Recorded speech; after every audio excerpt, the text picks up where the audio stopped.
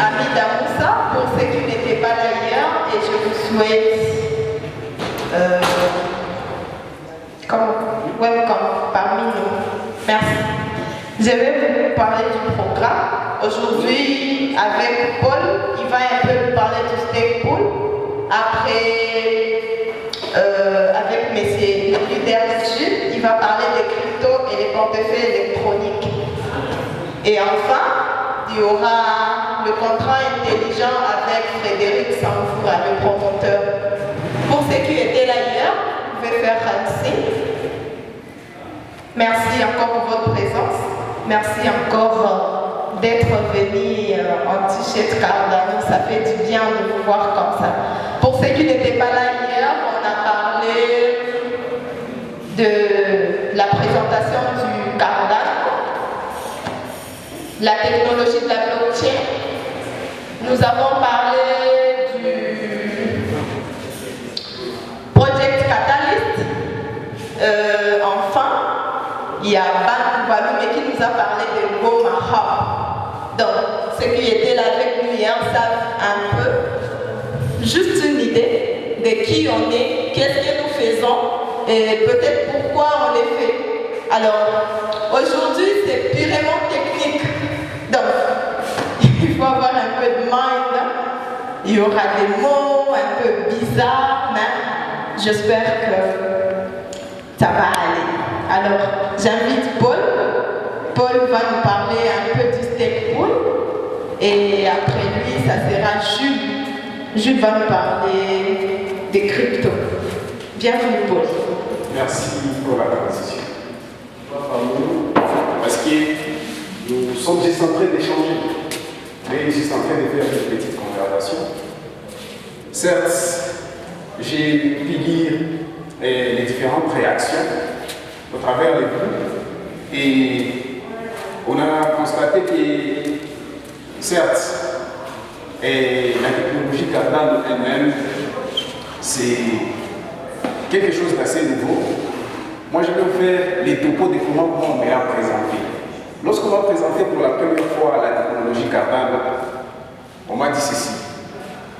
Supposons qu'on vous donne la tâche d'aller dégazer les lacs, n'est-ce pas? Et on vous dit, vous devez aller dégazer la cuve, mais vous devez descendre par vous-même, donc jusqu'à dans les fonds du lac.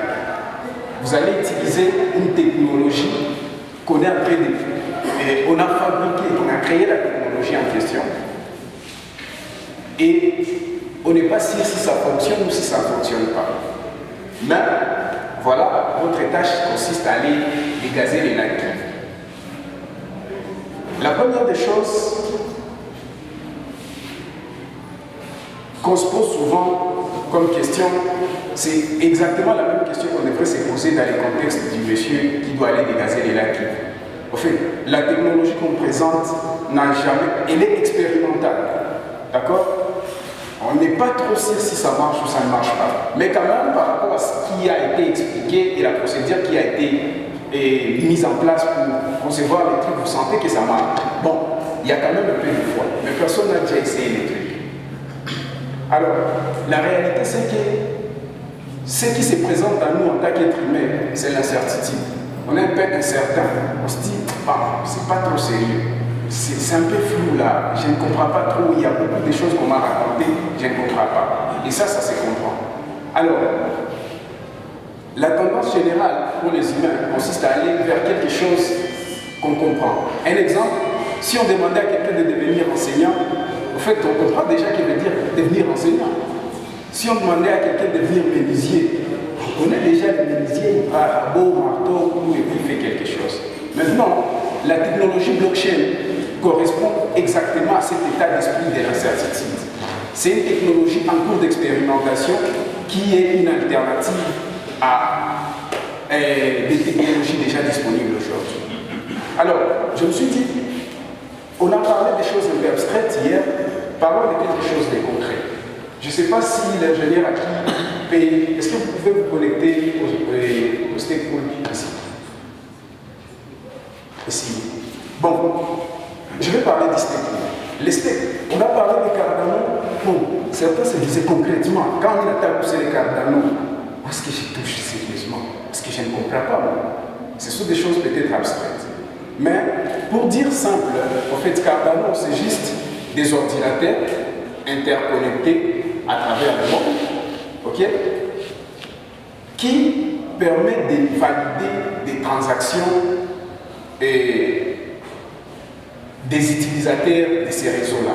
D'accord? C'est comme qui dirait RTL. Ok? RTL, c'est un réseau. Pour pouvoir appeler quelqu'un, vous composez votre numéro, les numéros de la personne que vous voulez appeler, et vous mettez à l'oreille. N'est-ce pas qu'il y a des probabilités que ça passe ou que ça ne passe pas? Mais pour que ça passe, il y a des conditions. On doit vérifier si vous êtes connecté, si vous avez les droits, si vous avez les crédits, bien sûr, parce que vous n'allez pas appeler d'aller vite. Vous voyez? C'est exactement la même chose pour les réseaux Cardano. C'est exactement la même logique. Ok? Sauf que contrairement à RTL, les réseaux Cardano, lui, il est décentralisé. Il n'appartient à personne. Ok? Il appartient aux personnes qui l'utilisent. Contrairement par exemple à RTL, qui est une propriété d'un gars ou bien d'un groupe d'individus qui se décide qu'est-ce qu'il faut et qu'est-ce qu'il ne faut pas. Ok?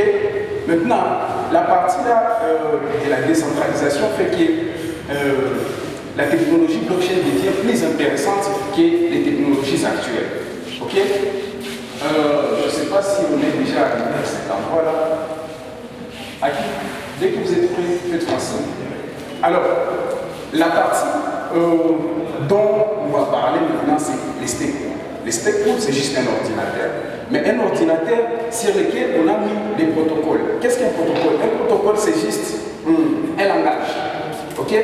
Pour pouvoir communiquer. Par exemple, pour que vous puissiez me comprendre et écouter ce que je raconte, même si je me mettais à mélanger les swahili et les français et les lingala, je pense que la plupart des gens me comprendraient ici, n'est-ce pas? Oh. Alors, les protocoles, c'est aussi un ensemble de règles, mais définies sous forme d'algorithmes, de logiciels qu'on met sur des ordinateurs en fait de permettre les échanges. Ok? Ça, c'est ce qu'on utilise souvent pour les réseaux. J'ai fait de manière simpliste, les informaticiens, désolé, je ne vais pas rentrer dans la partie technique, je parle seulement vraiment caractère. Ok? Donc, on met ces protocoles, ces configurations-là, on dit, pour faire ceci, voici les règles.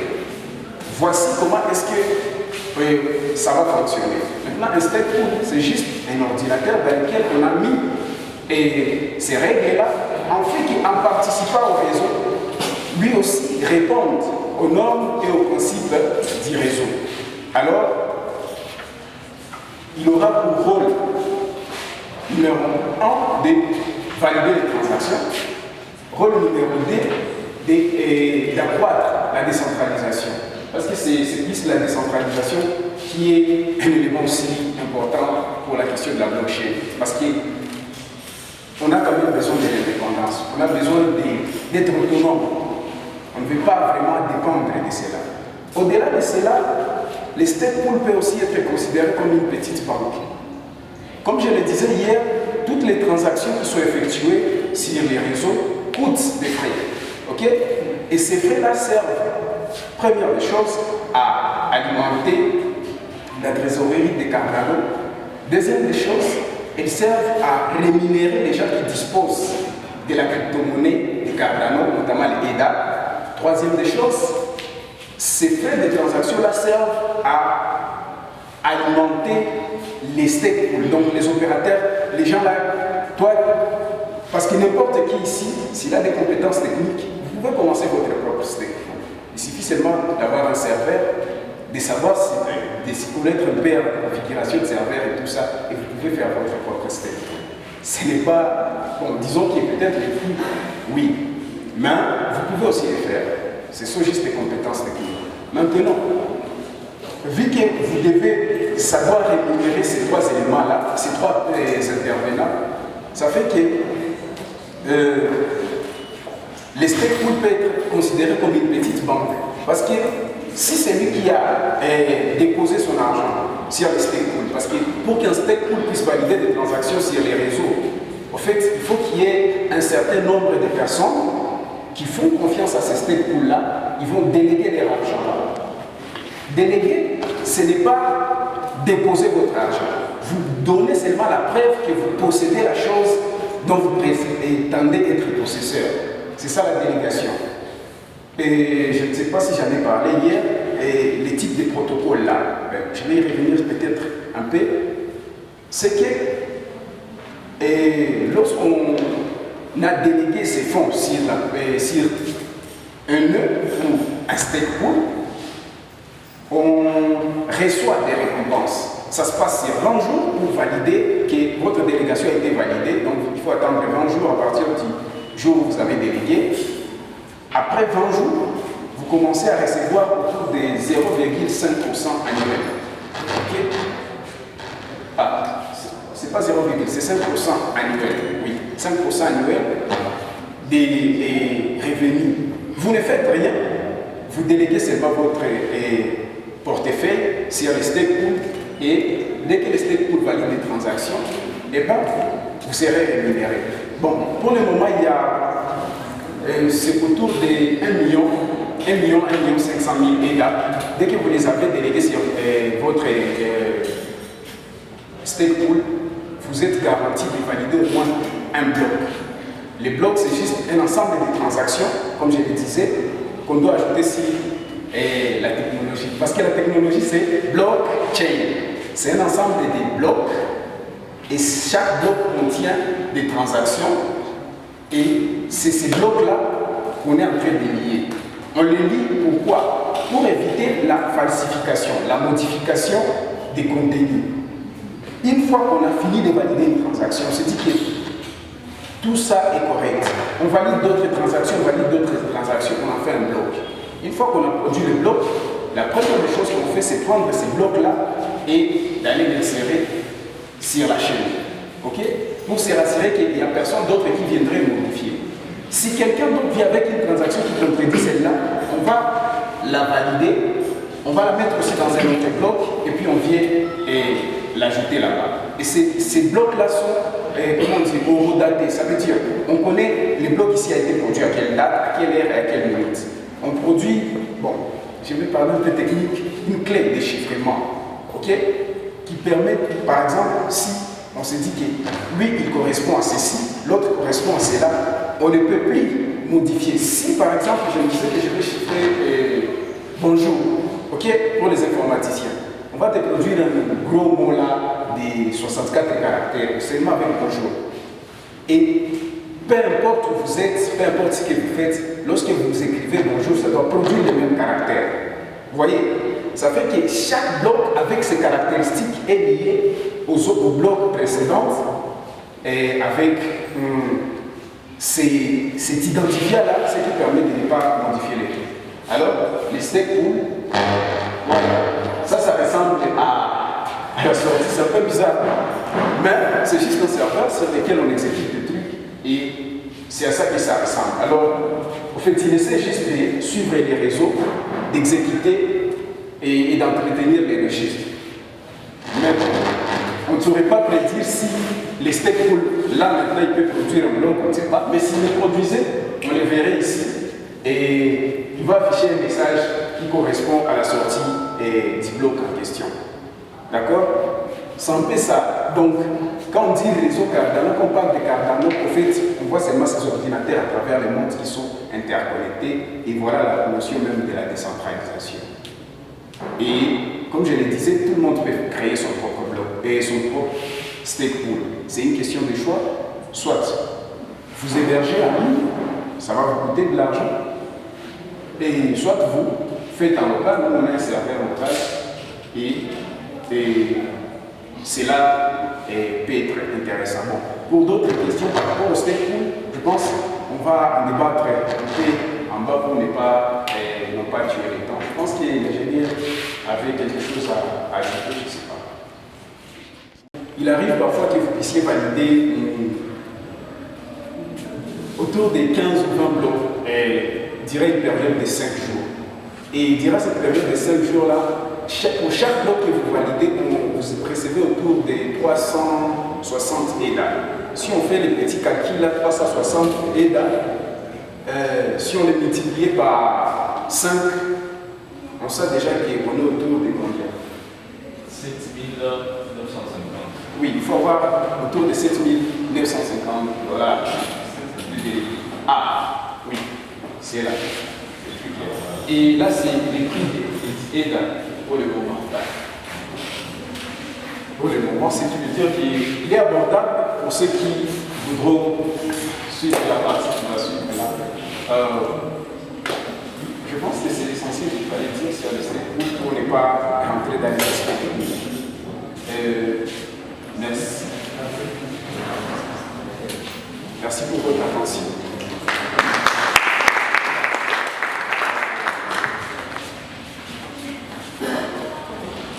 Ok, bonjour à tous. Vous allez bien? Ok. Alors je suis Monsieur Jovial Jules. Je suis l'un des membres de Boom à Stakepool et je suis vraiment un passionné de la crypto-monnaie. Vous connaissez c'est quoi la crypto-monnaie, je pense. Bon, au fait, moi j'aime bien interagir avec mon public. Donc j'aurai à vous poser des questions et nous allons nous exprimer et en français et en swahili d'ici Tutaweza. Ok? Voilà. Alors, nous allons déjà débuter et nous allons parler sur la généralité des crypto-monnaies. Et là, nous allons commencer par définir c'est quoi la crypto-monnaie. Est-ce que Kukomutu Moyen Adjoua, c'est quoi la crypto-monnaie ici? C'est lui qui peut avoir une idée. Ok, vous pouvez. Je m'appelle Isaac. Selon ma petite connaissance, je connais que la crypto-monnaie, c'est la monnaie électronique. C'est ce que j'ai parlé. C'est la monnaie électronique. Merci beaucoup. Il y a une autre personne là-bas. On va s'arrêter là-bas.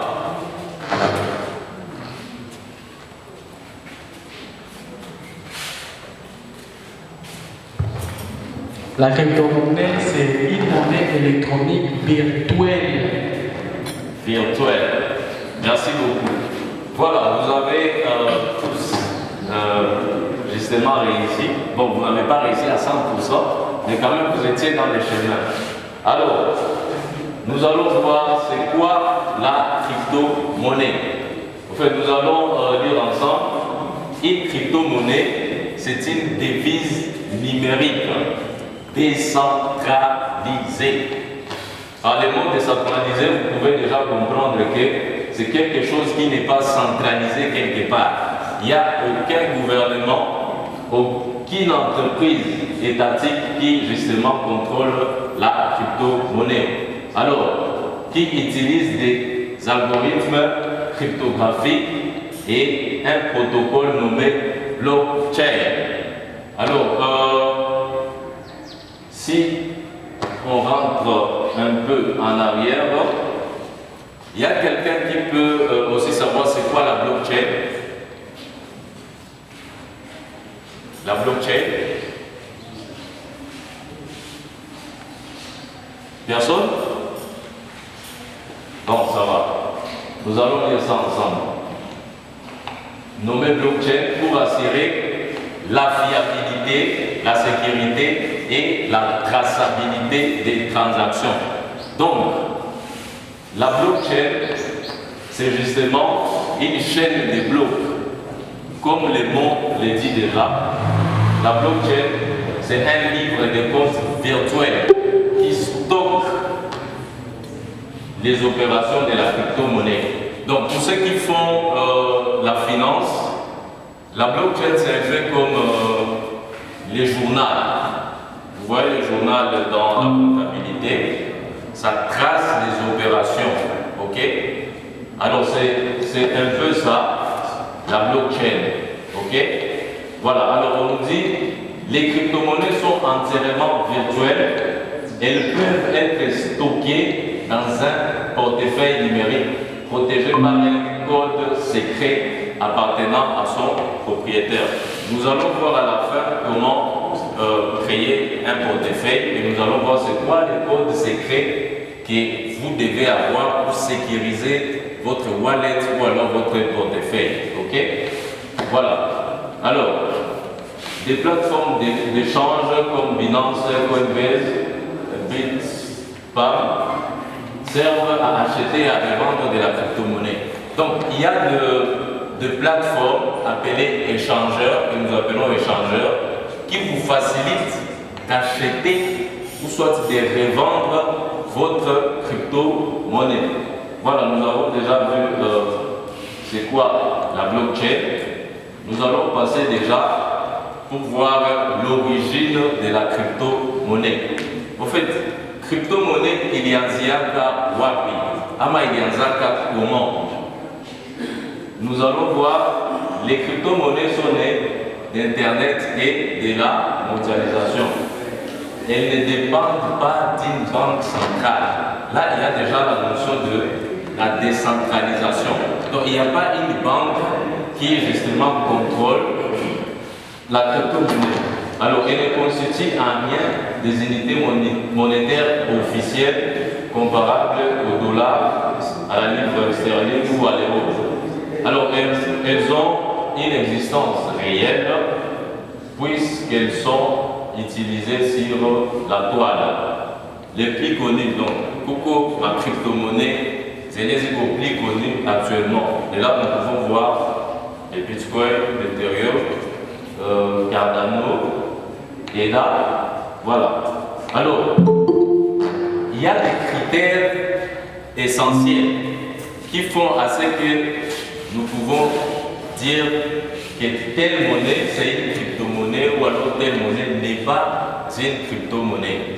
Je me rappelle hier, il y a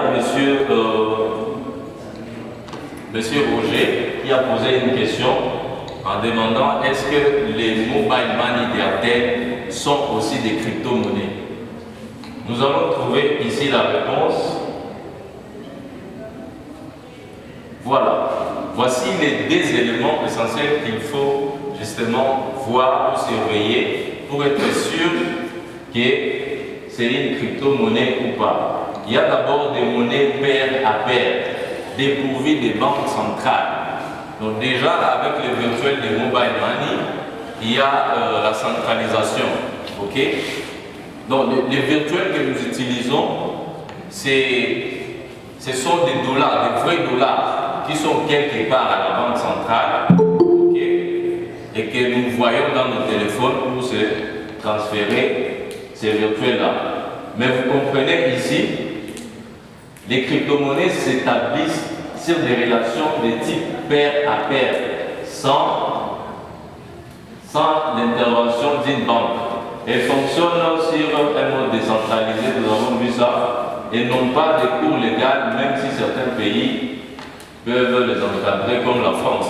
Aujourd'hui en France, c'est vrai qu'ils ne contrôlent pas la crypto-monnaie, mais ils commencent à imposer des impôts justement sur des opérations ou soit des mouvements qui viennent des crypto-monnaies. Donc, j'ai des amis en France qui, quand ils ont gagné de la crypto-monnaie et quand ils vont échanger leur crypto-monnaie pour justement les transférer dans leur compte bancaire, c'est là que la France va justement taxer quelques pourcentages comme taxe. Et voilà, c'est de là que nous parlons de certains pays qui essayent de les encadrer, mais n'ont pas encore centralisé les crypto-monnaies. Ok? Alors, il est vrai que les monnaies ne sont plus gagées sur l'or depuis 1971. La crypto-monnaie tire ses origines de la philosophie libertarienne et aussi anarcho-capitalisme, très hostile à l'intervention de l'État. Donc, dans la crypto-monnaie, l'État n'est pas vraiment les bienvenus. Alors, en pratique, cependant, les plus stables d'entre elles, on les appelle les stablecoins. Donc, dans les crypto-monnaies, il y a de sortes.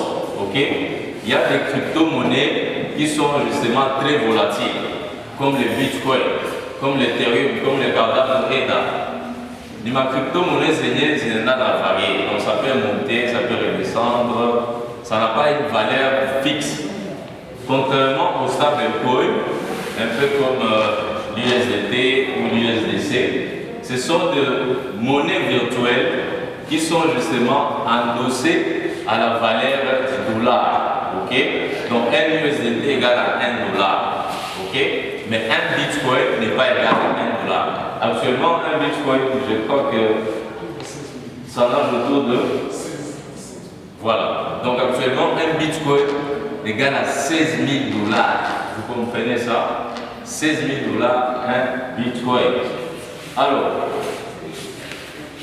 est-ce que vous le savez?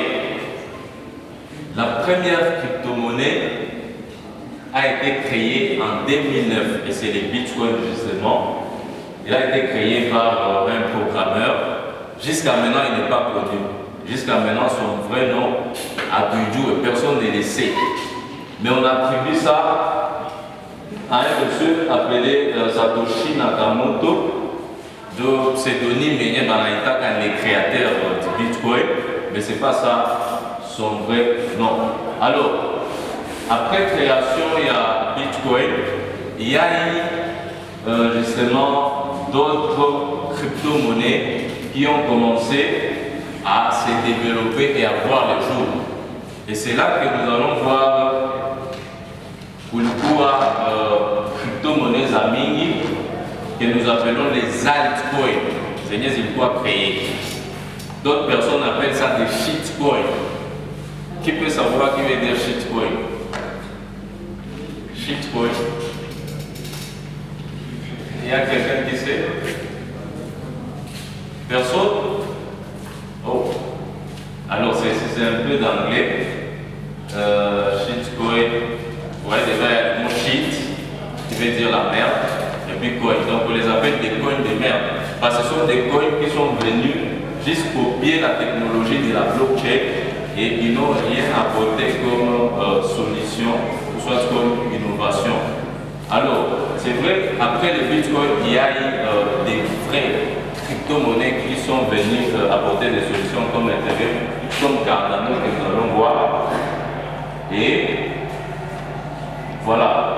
Le deuxième élément pour savoir que une monnaie virtuelle, c'est une crypto-monnaie ou soit juste une monnaie virtuelle, c'est justement des monnaies sans support physique.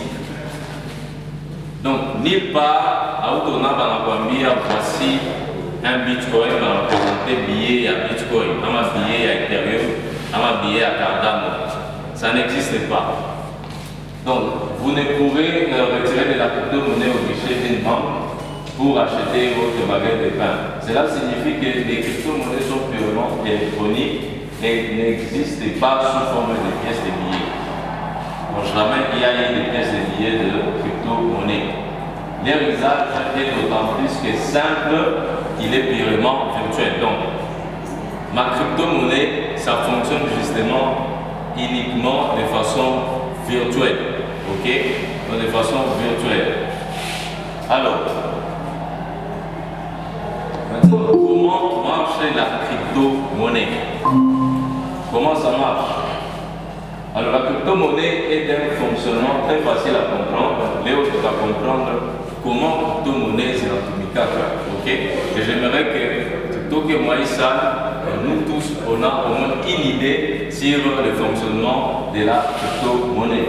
Alors, il y a justement, je dirais, des façons d'avoir la crypto-monnaie, ok, ou d'en gagner. Il y a,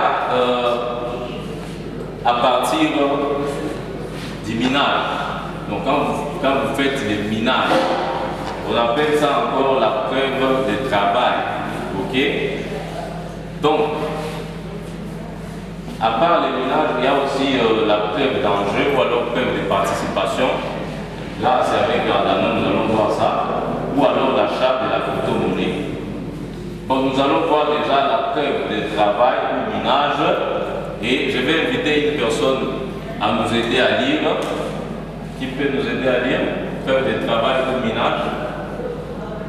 Un volontaire. Ok, ça va. Le principe du minage ou de la preuve de travail a été mis au point par Bitcoin. Des informaticiens appelés les mineurs conçoivent et améliorent des algorithmes qui sécurisent la Bitcoin. Ils reçoivent en récompense des unités monétaires virtuelles. Voilà. Merci beaucoup, cher ami. C'est quoi le nom?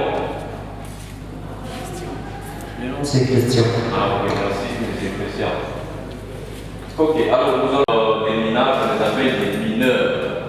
À part la mineur, sans cerveau, on les appelle, mais on les appelle des mineurs. Vous comprenez ça comme ça.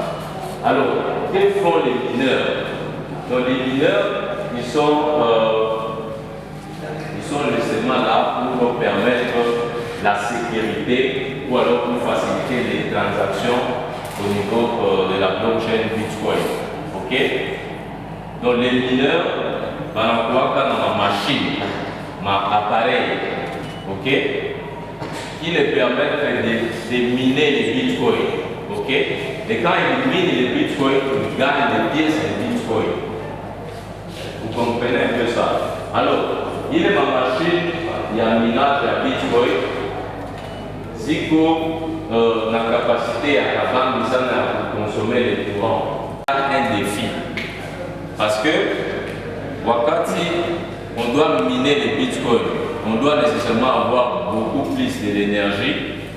Et il y a des statistiques qui disent que la consommation de l'énergie par ces machines de minage de bitcoin, ils consomment presque l'équivalent de l'électricité que consomment les pays comme la Belgique et les Suèdes. Donc vous comprenez que ma machine c'est un courant sana. Ok? Alors, ça c'était un défi qui a fait à ce que d'autres développeurs informaticiens ont pensé pour développer une façon justement il y a pour miner, pour produire, okay, pour sécuriser une blockchain. C'est là qu'il y a eu la preuve d'enjeu ou alors preuve de participation. Et à quoi consiste la preuve d'enjeu ou de participation qui peut nous aider à lire? Ok, allez-y. La preuve d'enjeu de participation ou d'intérêt consiste à prouver que l'on en est en possession d'une certaine quantité de crypto-monnaies ou jetons. On reçoit une récompense en échange. Ce principe relativement difficile à mettre en œuvre est parfois remplacé par la preuve d'enjeu déléguée où les utilisateurs élusent des délégués au prorata du nombre de jetons qu'ils possèdent. Ces délégués valident ensuite les blocs en échange d'une rémunération. Voilà, merci beaucoup. C'est quoi le nom, madame? C'est Edwige. Madame Edwige, merci. Alors, vous avez compris, donc il preuve d'enjeu ou preuve de que justement M. Paul vient de nous expliquer ici. Cela fonctionne avec des stake pools. Donc, il nous va voir un stake pool, ok? Et quand il y a eu justement, on vous a référé, on vous a choisi pour valider un bloc, ok? Et là, justement, vous gagnez des pièces de cette monnaie-là, gagnez pour qu'on a fait staking yake, ok? Voilà. Donc, je vais insister ici pour vous dire que Cardano, la blockchain Cardano utilise justement ce processus pour justement sécuriser sa blockchain. Alors, si vous n'avez pas bénéficié du minage de Bitcoin ou alors vous n'avez pas bénéficié du staking, vous pouvez faire l'achat de crypto-monnaie pour que vous puissiez posséder des pièces de crypto-monnaies. Ok? Et maintenant, où est-ce que vous allez acheter les crypto-monnaies? Il y a ce qu'on appelle les échangeurs. Nous en avons parlé. Les échangeurs, c'est un peu comme Binance, comme Coinbase. Il y a aussi des échangeurs de personnes physiques qui peuvent vous faciliter à acheter de la crypto-monnaie. Donc, si vous avez besoin de la crypto-monnaie, d'ailleurs, ici, au web des Disney, nous offrons déjà ce service au Boy. Si vous avez une connexion, vous pouvez déjà y aller. Et vous suivez la procédure ici. Ok. Donc, vous téléchargez Yoroi. Ensuite, vous allez compléter vos identifiants comme ça. Vous allez cliquer là-bas, c'est Kuyak. Et vous allez cocher cette case.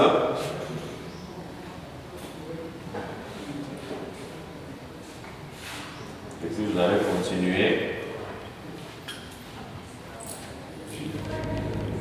Si le pays là a instauré le Bitcoin comme sa monnaie, alors que le Bitcoin d'avance, il n'est pas contrôlé. Il n'y a aucun pays qui les contrôle. Alors, comment eux, ils ont réussi à intégrer ça alors qu'ils ne savent pas qui les contrôle? Très bonne question. Donc, au fait,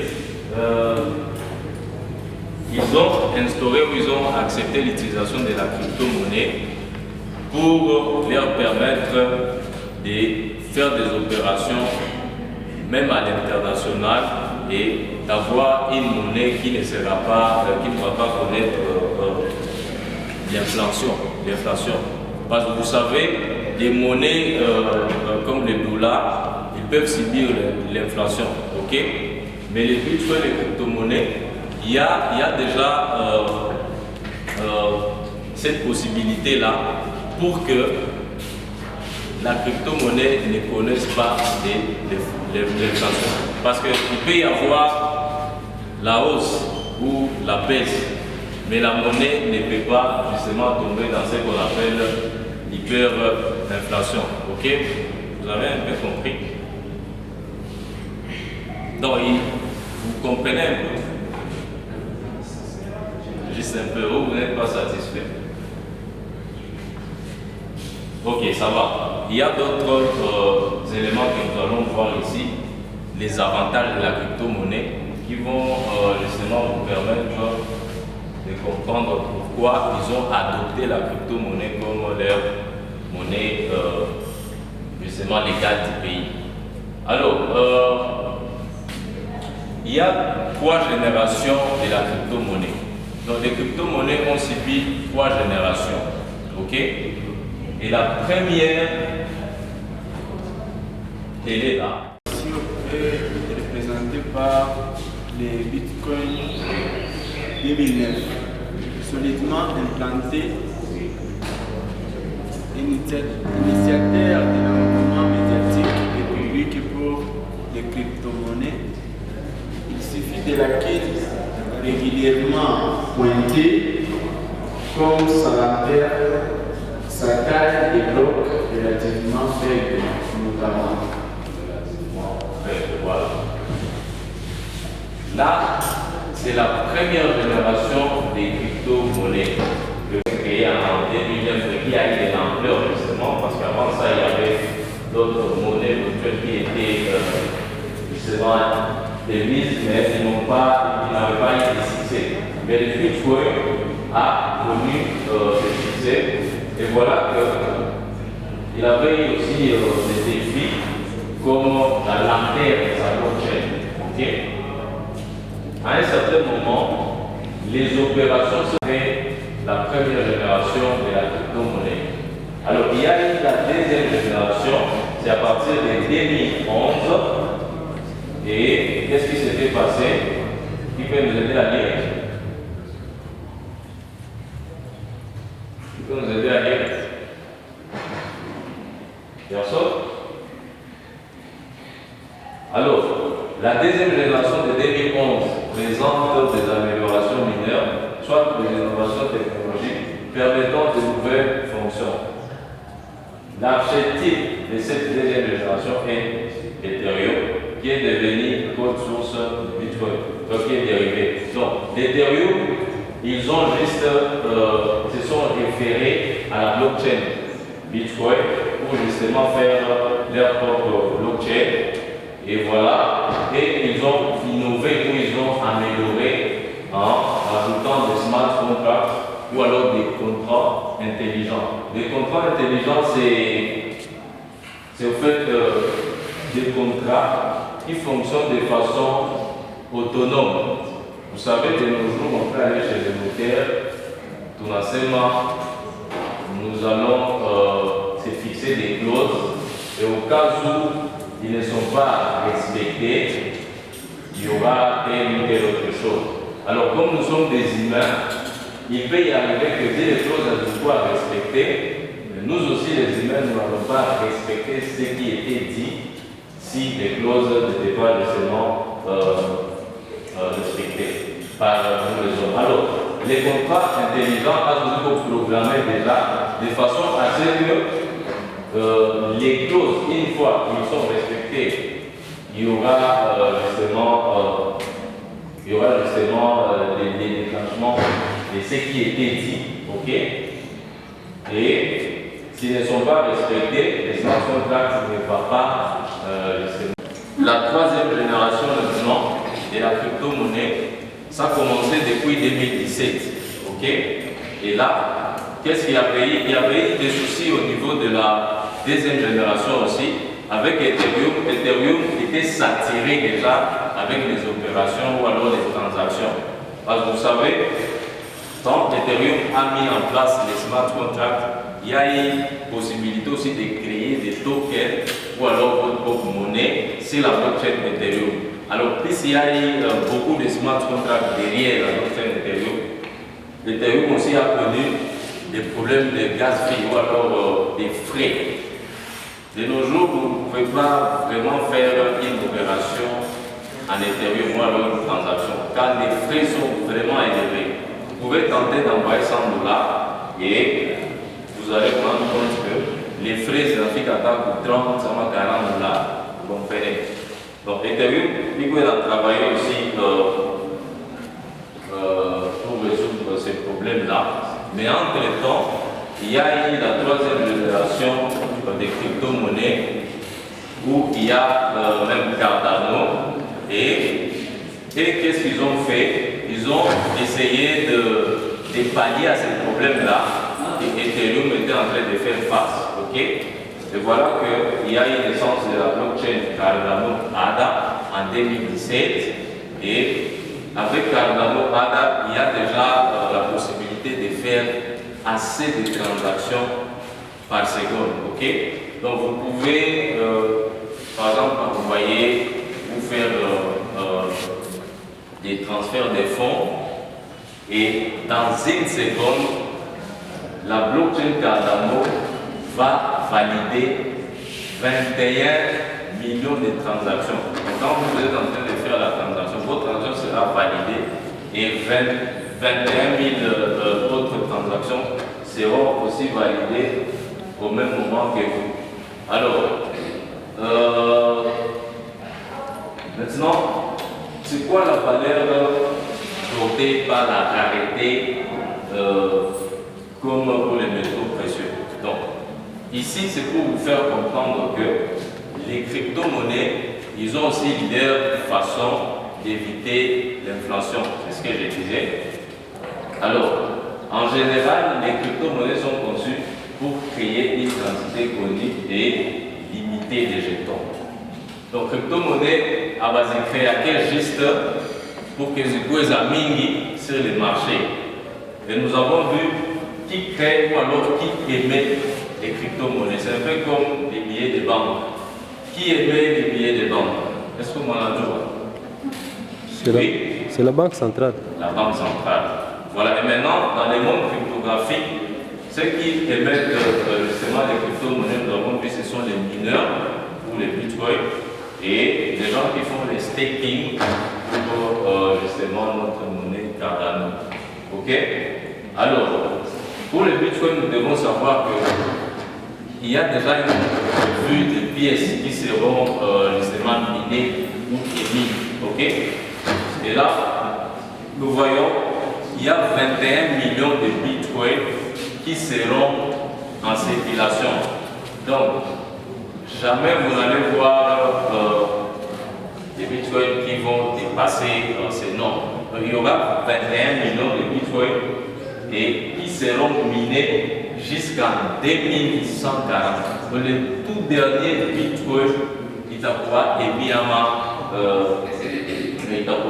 sur le marché en 2140. Donc nos enfants et les enfants de nos enfants vont aussi miner et profiter de la technologie de la blockchain. Voilà. Alors, et pour Cardano, il y a 14 milliards de pièces qui sont justement prévues à être mises sur le marché. Et actuellement, il n'y a que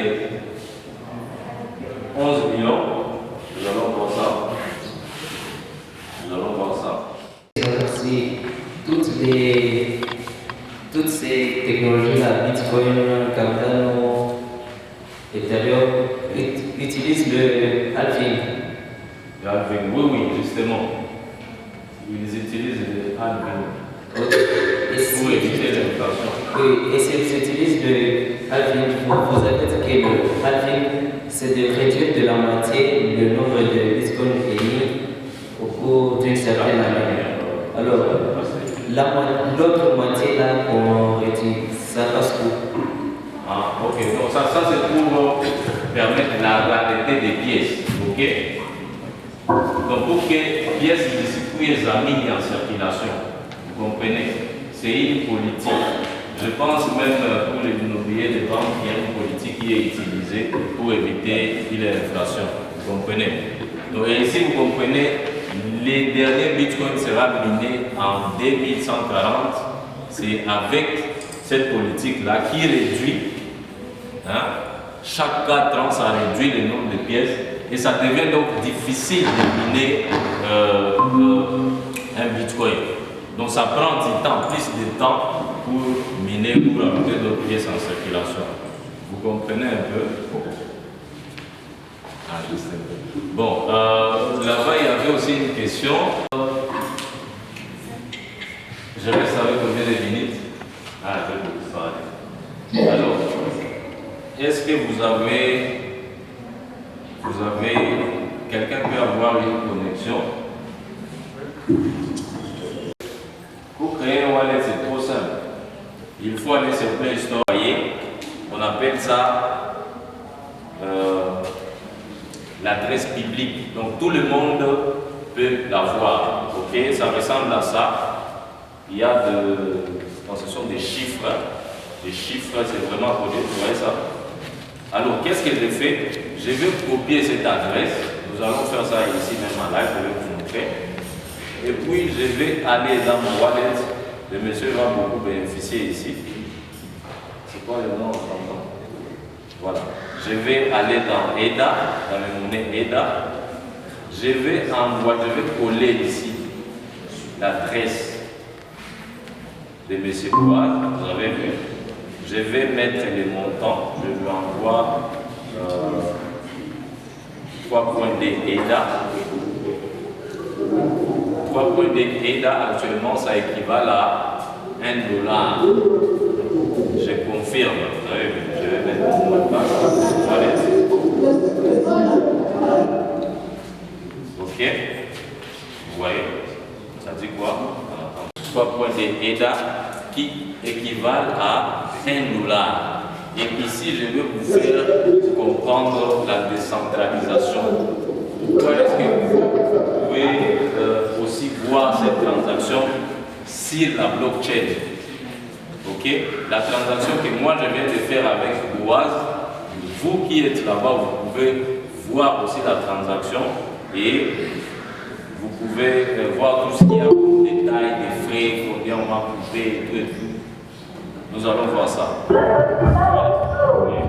Nous pouvons voir ici les détails de ce qui s'est passé. Ok? Ok? Donc vous voyez le total des frais. Ils sont là. Total fees 1,7 EDA. Et si vous pouvez voir sa valeur actuellement, c'est moins que 0,05. Vous avez vu? C'est 0,05. Voilà. Alors, consultez justement les transactions et il n'y aura pas une personne qui va dire que non. Moi, je vous ai envoyé des EDA, mais vous dites que vous n'avez pas reçu. Nous allons aller juste au niveau justement du scan et nous allons voir les détails de l'opération. Alors, M. Boaz, vous avez déjà reçu des EDA? Oui, 3 points. Voilà. Merci beaucoup. Alors, je pense que c'est par là que nous allons clôturer et finir et passer la parole à une autre personne, à moins qu'il y ait un ajout. Et les questions, pour les questions, je sais qu'il y a beaucoup de questions. Nous pouvons toujours, nous sommes ici pour justement recevoir vos questions. Donc nous sommes ensemble, même après, à la pause, nous allons nous voir et nous allons prendre des questions. Voilà, merci beaucoup. Je vous remercie pour votre écoute.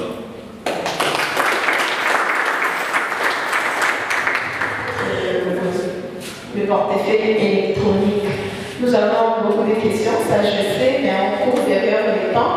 Là, directement, sans plus tarder, on va recevoir le promoteur pour le contrat intelligent. Alors, vos questions, écrivez-les quelque part. Juste avant la fin, on aura 10 à 15 minutes pour répondre. Merci beaucoup. Le promoteur, il est là.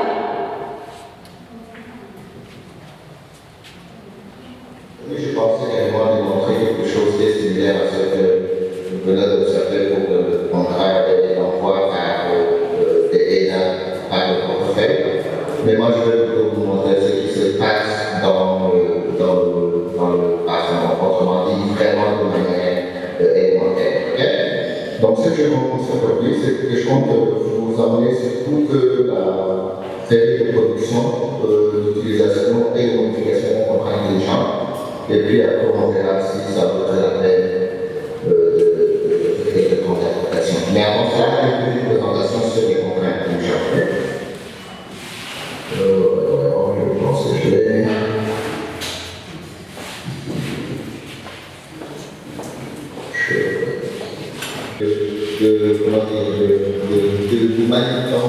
De manipulation, de consommation, de transmission des données sur la blockchain.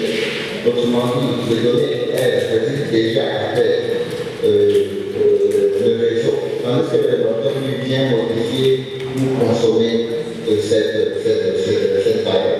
Et Cardano, contrairement à d'autres chaînes sur la blockchain, l'intérieur marché des contrats intelligents, par exemple, il prend une base de contrats intelligents. Les contrats intelligents, ce sont des validateurs, ce sont des livres qui permettent de vérifier de permettre la transaction monétaire, juste l'envoi de l'instruction. Ils peuvent maintenant valider les transactions, ils peuvent les comparer avec les conditions et dire si la transaction fonctionne ou si la transaction ne fonctionne pas. Okay? Donc, pour notre cas ici, nous avons dans Cardano 3 éléments principaux. Juste se souvenir de ces 3 éléments, je pense que c'est ce qu'il faut. On a le déductif qui est, je ne sais pas si ça va marcher, mais c'est une base latine, mais le déductif, c'est 40. 40, ok. Donc nous avons mis ici 40. Pourquoi est-ce que je l'ai demandé? C'est parce que c'est pour vous montrer que la validation est quand même assez intelligente. Elle permet d'identifier ce que vous voulez. Et on a choisi ici 40 dans ça, donc merci beaucoup. Je vais vous dire en quoi est-ce que cela est différent en une table.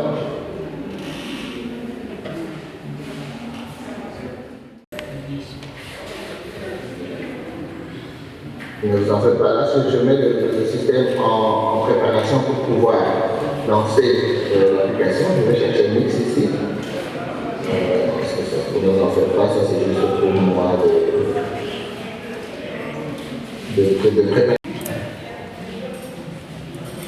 Donc, comme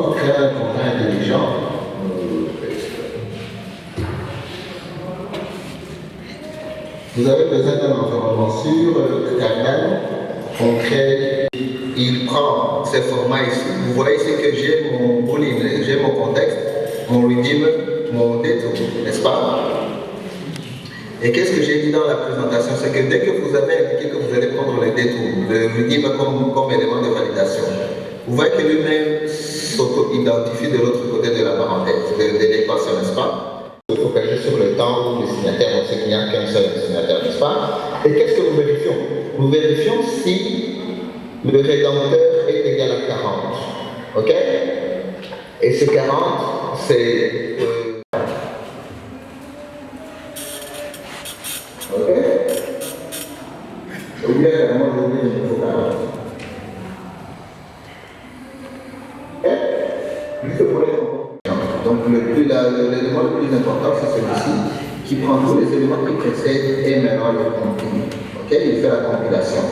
Et après avoir fait la compilation, ce petit gars ici, de la fonction du validateur, qui était le fichier ici, le module, ouais, nous l'importons, et en l'important, nous sommes capables d'utiliser cette fonction-ci. Ok?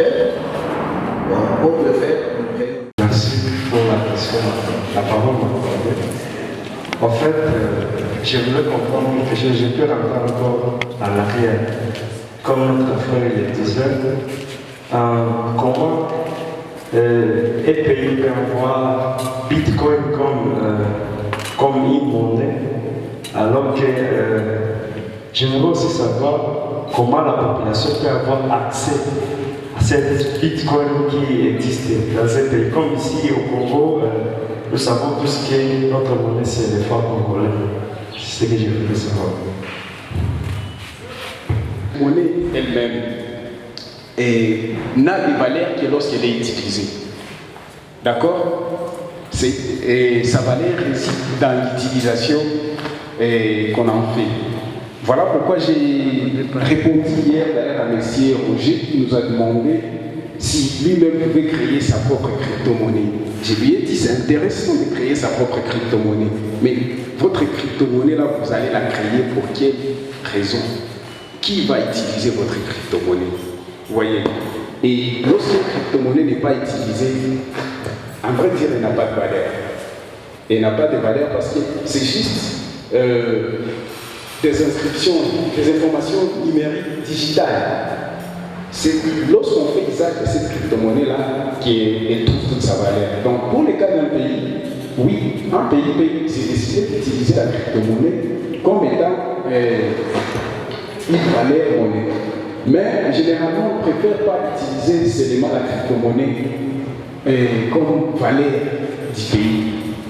On préfère avoir la monnaie physique et créer aussi une valeur crypto, ok, qu'on peut aussi échanger de manière légale au niveau du pays. Je pense que, j'espère que j'ai répondu à votre question. Un peu? Ah, d'accord. Merci. Avant de passer à table, on va faire comme hier. On va encore commencer par les photos et puis on passe au truc. Moi, c'est Trésor. En fait, je voulais juste savoir comment est-ce qu'on achète l'argent et comment est-ce qu'on retire l'argent chez Cardano. C'est ça ma seule question.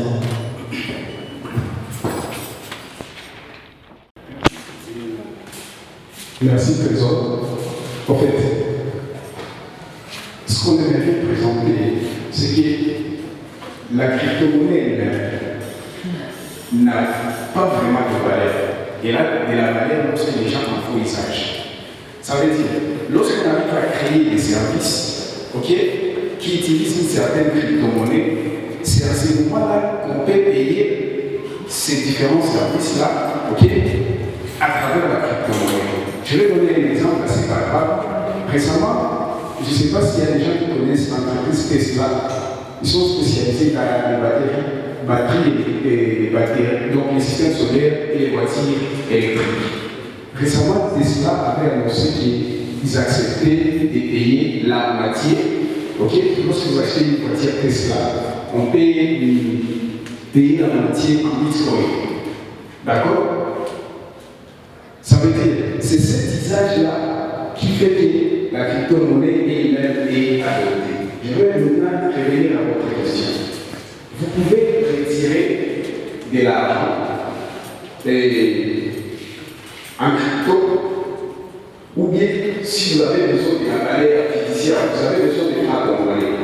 Normalement, tout ce qui doit se passer là-bas, c'est un échange. Ok? Parce que les crypto-monnaies actuelles sont des valeurs fongibles. Et on appelle une valeur fongible, ça veut dire qu'on peut l'échanger contre quelque chose d'autre. N'est-ce pas? Ça veut dire, les petits trafics là qu'on a présentés, on devait voir les 27 000 EDA pour commencer à se mettre pour correspondre à combien de dollars. Vous voyez, on peut dire les EDA correspondent à autant de dollars. Ça veut dire, si vous voulez avoir des dollars et que vous avez les EDA, il faut trouver quelqu'un qui veut prendre les EDA, ok, et vous donner des dollars. Comme nos parents, nos frères et amis qui sont partis pour garantir. Vous voyez? Donc, le but c'est de trouver quelqu'un qui peut faire l'échange. Et c'est comme ça que tu peux acheter des EDA. C'est comme ça que si tu peux te débarrasser des EDA dont tu disposes pour pouvoir avoir une autre valeur. Les frères monnaie, les frères monnaie. Tu peux même convertir tes EDA en Bitcoin. Tu peux même les. Ok? Donc, le but c'est vraiment d'échanger. Et pour ça, on prend une question ici, une question là. Merci beaucoup. Je m'appelle Joël Mouchimaki.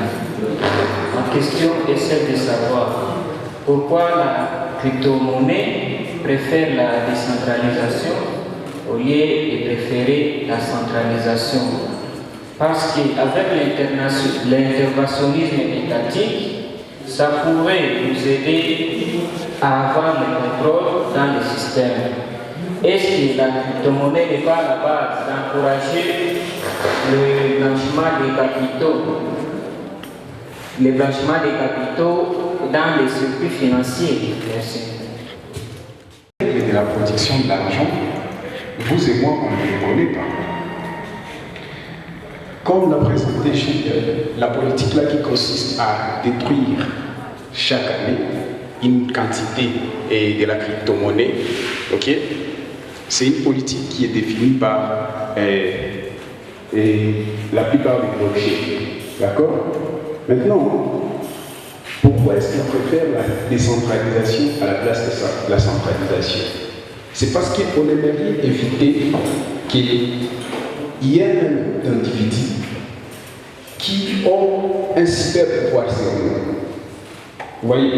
Parce qu'en ce moment, pour ceux qui ont vécu il y a longtemps, moi je lis souvent des bouquins d'histoire et je pense que l'administrateur qui est ici, qui est, je pense, le plus âgé là, et papa qui est là, je pense qu'il peut vous témoigner d'une expérience à l'époque d'Isaïe. Il y a ici qu'on appelait un système Yayo. N'est-ce pas, papa? C'est un système qui consiste à faire quoi?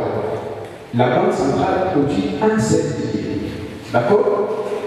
Donc, si tu veux acheter un truc, on attend aux mains, tu es obligé d'acheter les mains Yayo. Et sans vous mentir, si vous demandez, ce n'est pas un billet de 1000 francs. C'est un billet de 100 000 francs, de 200 000. Et bon, francs, Zaïre, comme on le disait. Ok? Maintenant, vous comprenez qu'au fait, ce sont des politiciens qui se révèlent bon, ils prennent des décisions sans consulter, sans tenir compte de qu'est-ce que nous voulons et de qu'est-ce que nous pensons. D'accord? Aujourd'hui, un pays comme le Congo, on se dit qu'on a voté des députés, mais lorsque vous avez la Kinshasa, vous savez que vous êtes. Et à la fin, nous aussi, les résultats. Ok? Donc, on ne fait pas vraiment participer à cette activité-là. Maintenant, pour la question de la finance, est-ce que ça ne permet pas les blanchiments d'argent? Effectivement, ça peut permettre les blanchiments d'argent. Mais ce n'est pas la blockchain qui peut permettre les blanchiments d'argent, parce que ça se faisait déjà dans la blockchain. Disons que la blockchain peut constituer un danger dans ces cas-là, parce que les transactions sont passées de manière anonyme sur la blockchain. Donc les gens ne sont connus qui parlent leurs adresses. Peut-être que c'est là où ça peut poser un problème. Mais je pense que ça ne peut pas poser un problème à partir du moment où l'État accepte la technologie et se décide de légiférer, donc la technologie. Comme l'Europe le fait aujourd'hui, la France est parmi les pays pionniers dans le domaine de la réglementation en matière de crypto. Je pense que les Américains l'ont déjà fait aussi, parce que c'est important. Ok? Donc, la vraie problématique, une fois, puisque c'est la blockchain qui est assassinée, ce sont des problèmes qui existent déjà, mais lorsque ces problèmes-là ne sont pas encadrés, ils peuvent être accentués par la blockchain. D'accord.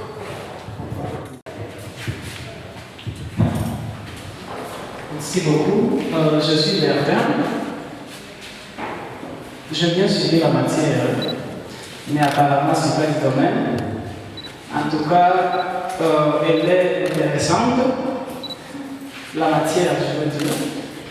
En revanche, je voudrais savoir si je vais transférer de l'argent aux États-Unis. Donc, si quelqu'un veut me transférer de l'argent, est-ce que le stake pool Goma est capable d'échanger ça? C'est ce que j'ai entendu dans la présentation. Je vais être un peu conscient, un peu pragmatique. La deuxième question, si j'ai une entreprise, est-ce que je peux utiliser, par exemple, pour le paiement de mon personnel, est-ce que je peux utiliser EDA? Merci. Aussi, comme je disais à M. Trésor, c'est de trouver juste quelqu'un qui peut échanger votre argent et vous filer l'équivalent dans la devise que vous voulez. D'accord? Maintenant, si les stake pool est capable de le faire, oui, nous sommes capables de le faire. Je pense, la plupart des crypto-monnaies, c'est bon. C'est pas seulement légal. Donc, toutes les cryptos, nous pouvons les échanger. Mais je vais insister sur une chose. Là, on va seulement servir des facilitateurs. Mais principalement, le stake pool se concentre sur la partie technologique de la blockchain. Ok? Mais on ne peut pas parler de blockchain sans parler de crypto-monnaie. Vous voyez, ça devient n'importe quoi, parce que c'est la crypto-monnaie qui constitue les gaz. Ok? C'est grâce à la crypto-monnaie qu'on peut faire une transaction sur la blockchain. D'accord? La deuxième question, c'est est-ce que vous pouvez, si vous avez votre entreprise, est-ce que vous pouvez payer quelqu'un à l'État? Je pense que vous pouvez le faire, parce que les EDA a de la valeur, n'est-ce pas? Et on a vu là-bas, avec les outils, on pouvait voir les EDA à quelle valeur en ce moment. Je vais vous donner un exemple. Il y a à peu près 6 mois, un bitcoin correspondait à 60 000 $. D'accord? Mais en ce moment, vu que c'est une valeur qui est trop fluctuante, donc elle bouge trop, il est parti des 60 000 $. Aujourd'hui, il est à 16 000. D'accord? Les EDA lui-même, moi quand j'ai reçu les premiers EDA, je les ai reçus à 3 $. En ce moment, les EDA est à 0,32 $. Vous voyez? Ça veut dire, si vous vous engagez à payer quelqu'un à l'EDA, rassurez-vous que la personne aussi accepte les EDA comme moyen de paiement. Parce que vous lui payez son salaire, c'est un contrat. Et je pense que la monnaie par laquelle vous allez payer quelqu'un, il doit être d'accord. Vous n'allez pas m'envoyer les Neiras de l'Inde. Je suis au Congo, vous m'envoyez les Neiras, qu'est-ce que je vais en faire? Vous voyez? Donc c'est possible. Mais pour le moment, pour les cas du Congo, de manière spécifique, il y a une instruction de la Banque centrale qui classe la crypto-monnaie dans les domaines illégaux. D'accord? C'est juste une information. On vous dit, attention, la crypto-monnaie bouge trop. Donc, n'y allez pas la tête la première, parce que vous risquez de perdre de l'argent. Les cas que je viens d'illustrer les montrent, de 60 000 à 16 000.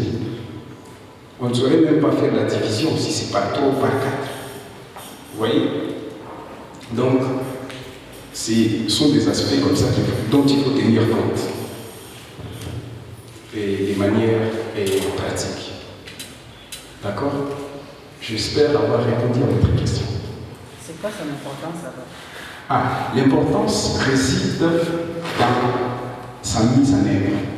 Je vais vous montrer, bon, on n'a pas pu y avoir un temps, j'aurais pu vous montrer par exemple ce que moi j'ai déjà fait avec la blockchain. J'ai fait une application qui permet de numériser les titres fonciers en utilisant la blockchain. Vu que les titres fonciers, ici chez nous, on a un problème. Pour ceux qui ont déjà eu l'occasion d'acheter une parcelle, on sait très bien que pour acheter une parcelle, on s'assoit ensemble pour écrire les documents, Mimi Mwanaïti, Nakubal, Pozishia, tout ça. Ok? Et à la fin, moi aussi, quand j'irai vendre, j'irai écrire la même histoire à quelqu'un d'autre. Ok? Mais souvent, on achète une parcelle et à la fin, on se rend compte que non, une parcelle n'est pas un problème. Ok? Parce que vous ne l'avez pas, personne n'a certifié ce que vous avez fait. Vous voyez? Et les titres fonciers peuvent être falsifiés. Ça fait que parfois, vous vous retrouvez avec un monsieur, là, un titre foncier ici, et l'autre, là, un autre titre foncier ici, la même concession. Alors, j'ai mis en place une petite application qui permet d'inscrire ces informations-là sur la blockchain, en fait que comme la blockchain a la caractéristique d'être immuable, donc vous ne pouvez pas modifier les informations qui sont déjà inscrites ici. Oui, alors, on va à qui? Messieurs, on a encore un truc. Lorsque vous achetez une parcelle, eh ben, les titres qui vous a été délivrés, inscrits sur la blockchain. Donc, ni l'agent de l'État qui vous a facilité pour obtenir les titres, ni la personne qui vous a vendu les titres, plus personne n'aura la possibilité d'échanger les contrats là que vous avez passés en achetant ou en vendant la parcelle. Ok? C'est une utilité, non pas l'aspect crypto-monnaie, mais l'aspect blockchain. Mais la crypto-monnaie peut être utilisée dans ces cas-là pour servir des moyens de paiement. D'accord? D'accord. On allait prendre une question ici. C'était ça.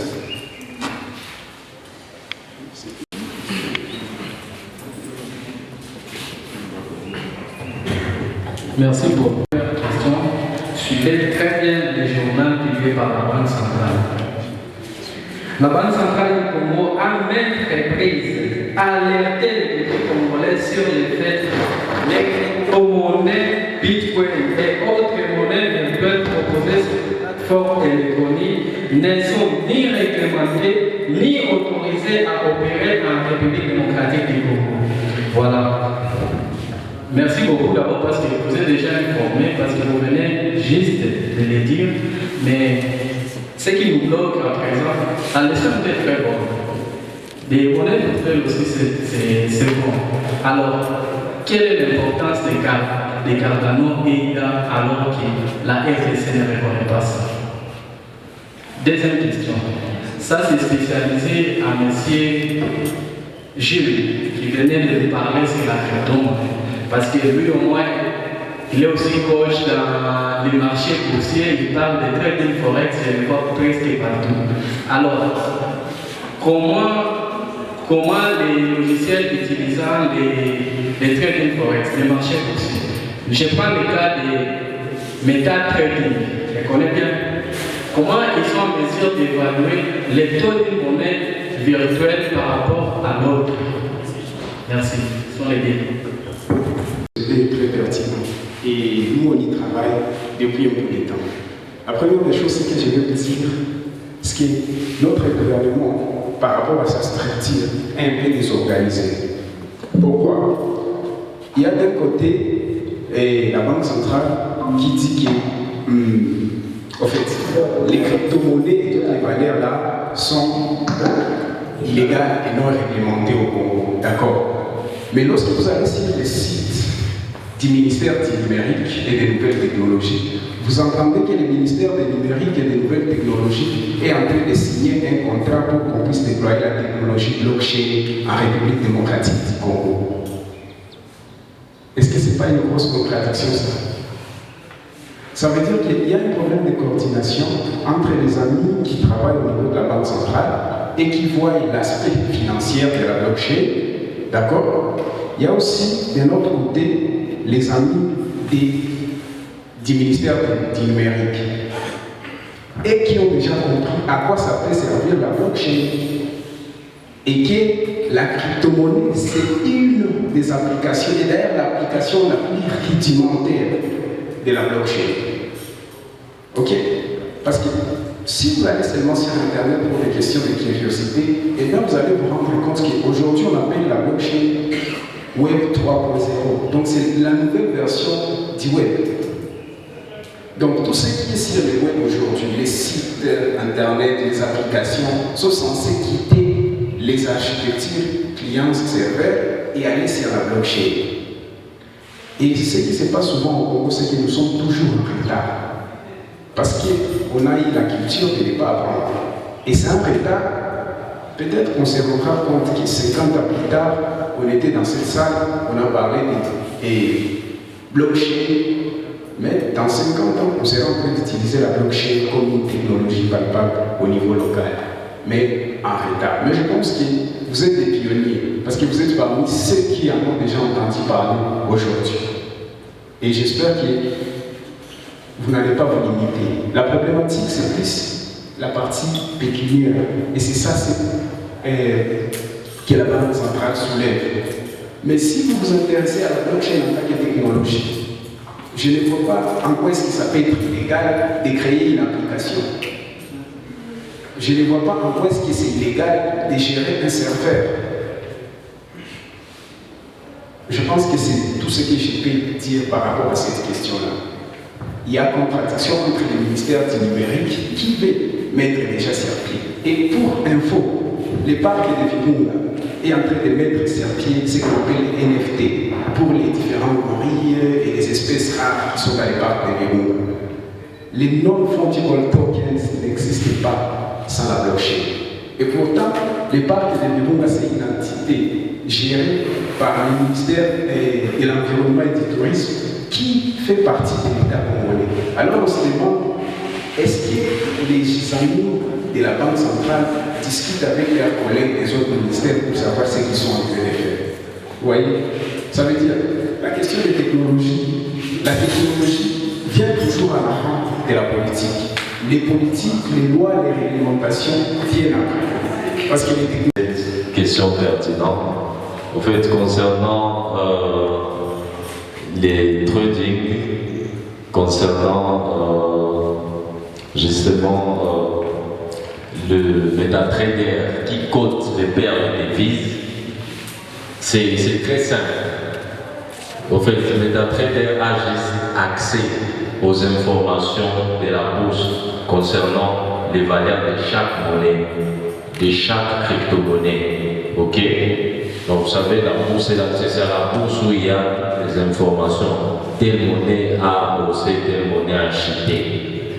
Ok? Donc MetaTrader a accès et il ne fait que refléter ces informations pour coter les paires de devises.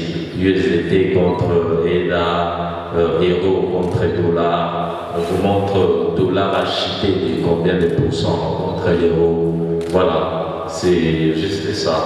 Donc c'est quelque chose de très simple. Merci. On est par rapport à la banque. Alors, ce qu'il faut savoir tout d'abord, c'est que la banque n'est pas une institution, la Banque centrale congolaise n'est pas une institution qui fait la loi au Congo. Les lois sont établies au Parlement. Alors, quand une banque fait une déclaration par rapport à la crypto-monnaie, ça veut tout simplement dire que les transactions financières que gère la banque n'incluent pas la crypto-monnaie. C'est tout simplement ça. Parce que la banque ne gère que les affaires financières. C'est-à-dire que vous ne pouvez pas, par exemple, déposer votre crypto-monnaie à la banque. Vous ne pouvez pas payer vos agents en crypto-monnaie en passant par la banque parce que la banque ne supporte pas ce type de transactions. Ce n'est pas vraiment une loi parce que la banque n'élabore pas des lois. Merci. Et nous vous en sommes tellement reconnaissants. J'espère que ce n'est pas la dernière fois que nous aurons à nous revoir. Nous aurons organisé des séances pareilles et nous compterons toujours sur votre présence. Alors, nous passons à la séance photo. Merci. Merci beaucoup. Et au sommet prochain, j'invite nombreux d'entre vous de rejoindre le rap de l'ISRGL, permet aussi à un jeune de trouver des opportunités au niveau mondial. Donc, prenez cette chance, prenez-la toute et impliquez-vous, apprenez. C'est assez simple. Je vous dirais que moi, je ne suis pas un programmeur blockchain de formation, je suis économiste, mais je prends du temps à côté pour apprendre et maintenant je suis au niveau d'enseigner. Donc, un jeune, ça ne prendrait pas plus de 3 mois et il serait un expert en programmation de intelligent. Donc, quel courage, les amis. Merci, messieurs.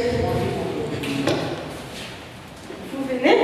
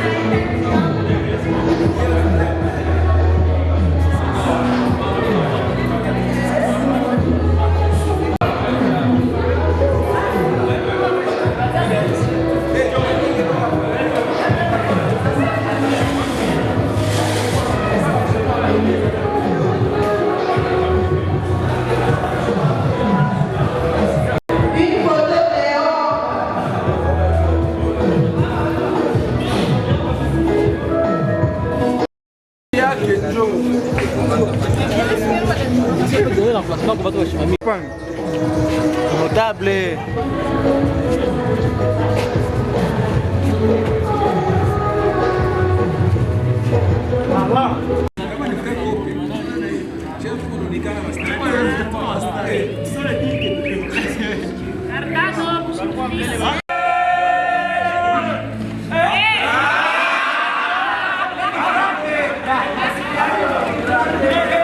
Nous clôturons ce sommet des Cardano, la version 2022, que nous avons organisé au sein de l'ISDR Goma, dans une communauté francophone, ce qui est déjà rare au sein de la communauté Cardano. Et à travers ce sommet, nous avons eu l'opportunité de présenter aux différents participants la technologie Cardano.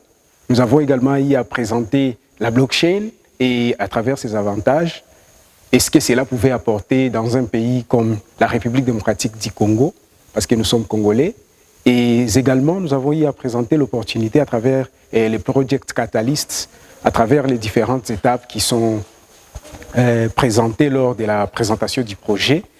Mais également, nous avons eu à parler de la crypto-monnaie et ses différents avantages. Nous avons eu à montrer en quoi est-ce que la crypto-monnaie peut être utile, pourquoi est-ce qu'on peut utiliser la crypto-monnaie. Nous avons également présenté nos différents projets qui sont déjà mis en place au niveau local, mais également nous avons eu l'opportunité de faire des échanges.